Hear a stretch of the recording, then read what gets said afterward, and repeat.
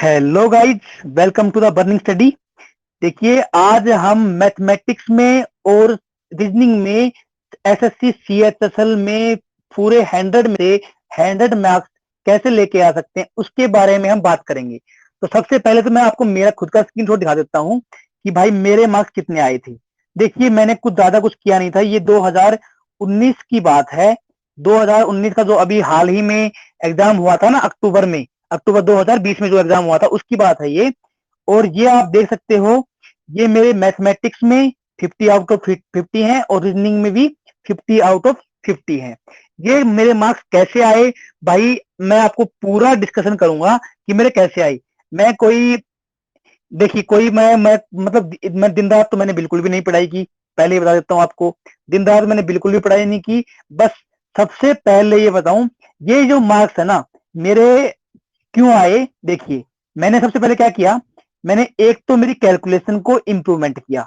Calculation improve कैसे होती है मैं बताता हूँ।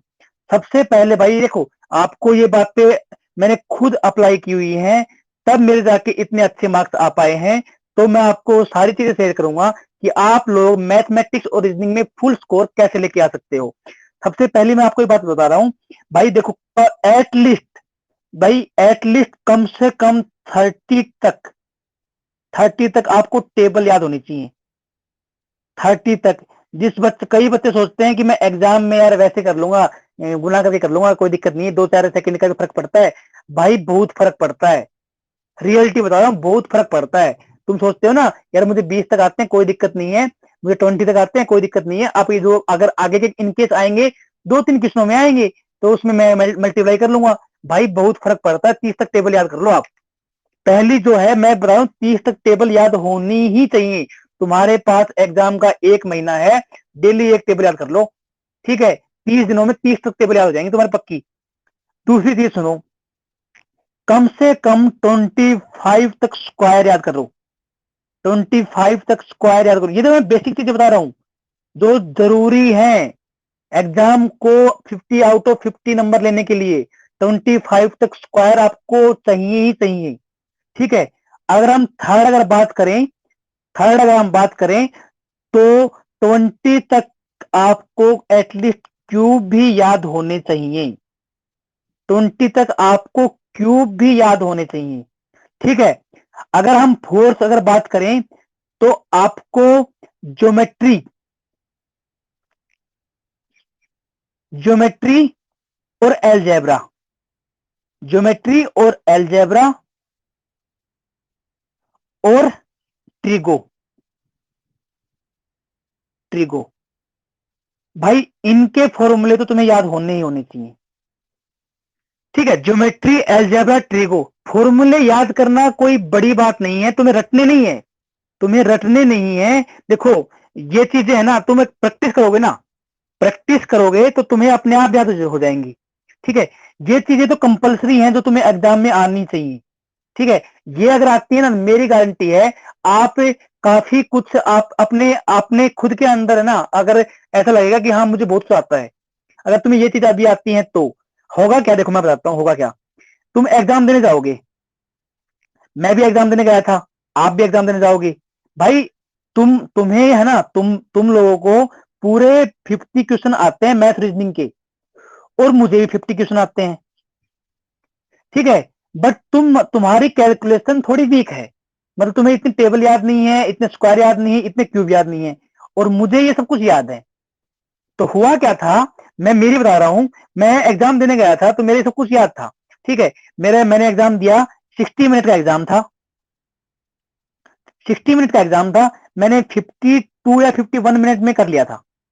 मैंने 52 या 51 मिनट में कर लिया था। मेरे पास बत्ती 7 या 8 मिनट या ऐसे अप्रोक्सीमेट बती थी। मैंने क्या किया, मतलब मेरे पास टाइम है, मैं रिवाइज कर लेता हूँ। भाई मैंने रिवाइज किया, मेरे पास रिवाइज का टाइम बच गया। मेरा एक क्वेश्चन रीजनिंग में मैंने गलत कर दिया था और वो ठीक किया। एक क्वेश्चन मेरा जल्दबाजी में मैथमेटिक्स का गलत हो गया था, वो मैंने ठीक किया। मतलब मेरे 5 नंबर ठीक कर पाया मैं। अगर मेरी स्पीड अच्छी नहीं होती तो मैं क्या करता, मैं 60 मिनट में मैं 60 मिनट में बस पेपर ही अटेम्प्ट कर पाता। पूरा पेपर ही अटेम्प्ट कर पाता, बाकी दोबारा मैं देखने की तो मुझे मतलब टाइम मिलता ही नहीं। ठीक है, तो मुझे मेरे 5 नंबर का बेनिफिट मिला, मैं मेरा खुद को बता रहा हूँ, मुझे 5 नंबर का बेनिफिट मिला सिर्फ क्यों, मेरी कैलकुलेशन अच्छी थी, मुझे टाइम मिल गया दोबारा देखने के लिए। अगर मैं दोबारा देखने के लिए मुझे टाइम नहीं मिलता तो भाई मेरे वो 5 नंबर गए थे, और ये 50-50 है ना, ये 47.5 रह जाते। ठीक है, तो पहली चीज तो मैं आपको ये बता रहा हूं भाई, सबसे मेन जो चीज है, आप कैलकुलेशन अच्छी करो। ठीक है, डेली थोड़ा सा टाइम दे दो, 1 घंटा भी नहीं चाहिए, 15 मिनट दे दो यार।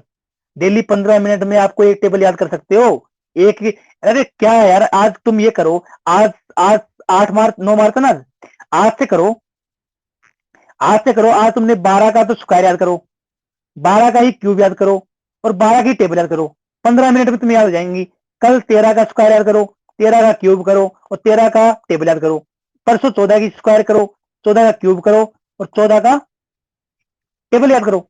मतलब डेली याद करोगे तुम्हारी कैलकुलेशन अच्छी होगी। अब देखो, ये तो होगी तुम्हारी कैलकुलेशन की बात।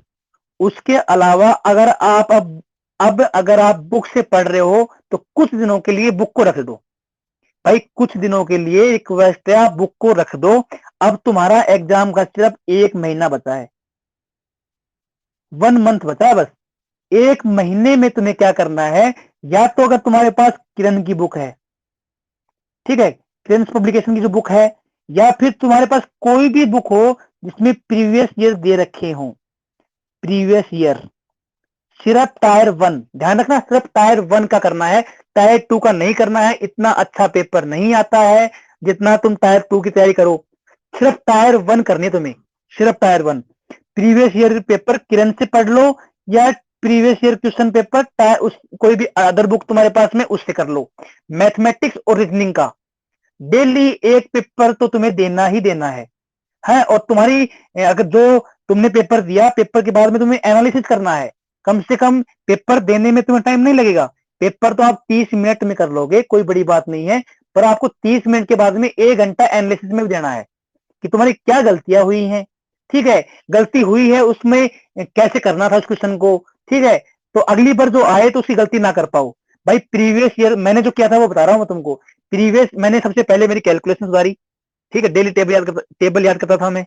दूसरे मैंने प्रीवियस ईयर लगाए दबा के, भाई डेली में 2 सेट कभी 3 सेट लगाता था।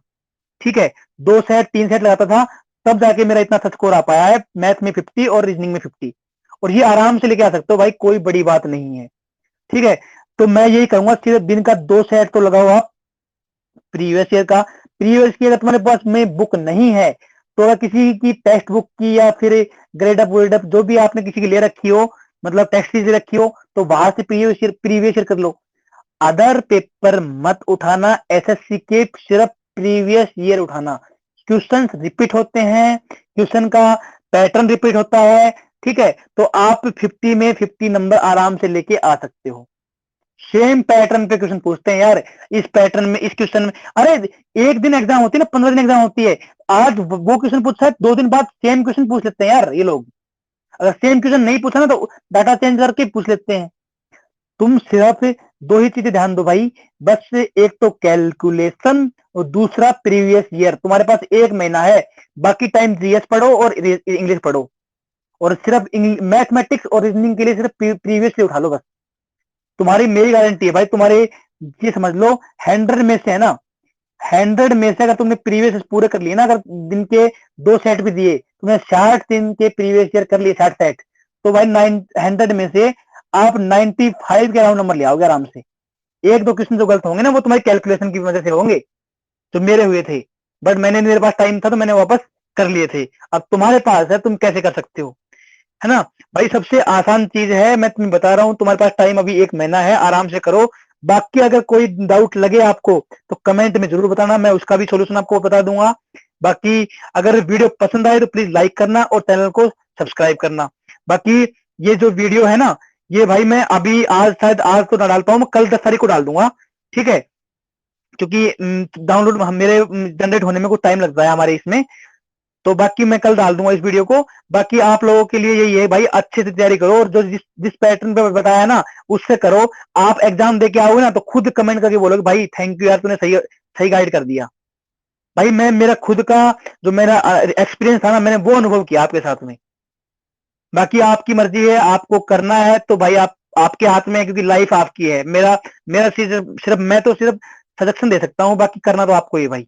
बाकी थैंक यू सो मच। अगर वीडियो पसंद आए तो प्लीज लाइक करना और चैनल को सब्सक्राइब भी कीजिएगा। Thank you so much, have a nice day और all the best for your exam.